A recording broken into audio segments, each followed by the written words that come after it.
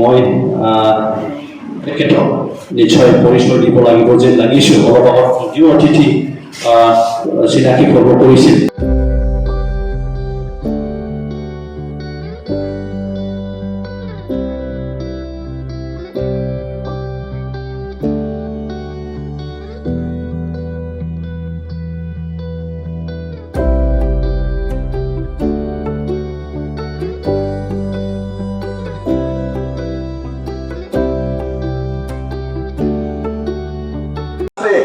नोंथांमोननिसिम 12 नं चिरांदर block committee अफिसियेलि जानानै गोसो गोरबोनि साबायखर आङो जासिबाय। जोंहा दिनैहाय मोनसे जोंनि बे 12 नं चिरांदर ब्लक कमिटि अफिसियेलि बानजायनायाव जोङो जोंनि बे सुंमसिनि सिङाव थांनाय मेट्रिक आनजादाव सेथि थाखोआव उथ्रिसार जानो हानाय जे फरायसाफोर दा बिथांमोनखौ लानानै जोंनि 12 नं चिरांदर ब्लक कमिटि अफिसियेला टप 10 जों सायख'नाय जादों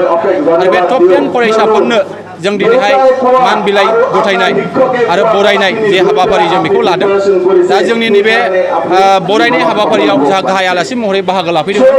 क'क्राझार गभर्नमेन्ट कलेजनि जोंहा प्रफेसर लोगोसे बिटिआरनि चिफ प्रमद बर'नि पलिटिकेल एडभाइजार डक्टर बेलाव कुंगुर काजी बिथाङा बाहागो लाफैदों आरो जोंनि बिटिआरनि इएम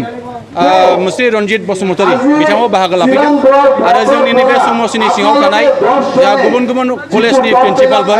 गुबुन गुबुन गोजौ फरायसालिनि जोंहा गाहाय फोरोंगिरि बिथांमोन आरो जोंनि ओनसोलनि गोबां इन्टेलेक्सुवेलफोर मेलेमजिबिफोर बाहाय बाहागो लाफैदों। आं बेनि गेजेरजों आङो बेखौनो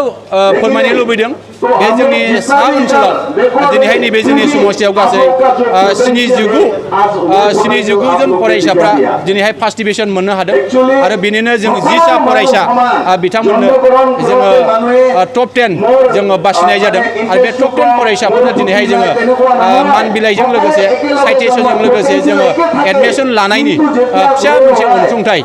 बेखिनिखौबो जों खालामदों आरो बाहाय जोंहा जथेस्थ' जोंनि फरायसाफ्रा बाहागो लाफैदों आरो जोंनि बे सा ओनसोलनि जेसेबांनाखि जोंहा फरायसाफोर दङ बे फरायसाफोरखौ जोंहा थांखिनानै फैगौ समाव बिथांमोनहा जाहाथे बे ओनसोलनि साफा साफा सुबुं धोन जायो बेखौ नोजोर खालामनानै जोङो बिथांमोननो मोनसे career counselling with motivational programme जों बेखौ लाफानाय जादों। जों बेजोंनो मोनसे बिथांमोनखौ गावनि जिउ दानायनि मोनसे हाबाफारि हिसाबै जोङो बिथांमोननो मोनसे बोसोन बा नोजोर जों बेखौ होनाय जादों। जों आसा खालामनो हायो बिथांमोननि गेजेरजोंनो फैबाय थानाय बे ओनसोला जोङो दाफुंजागोन गेरेमसा जागोन आरो गोजौ फारसे दावगानो हागोन नैबे जिनिसखौ जों मिजिं खालामनो हायो।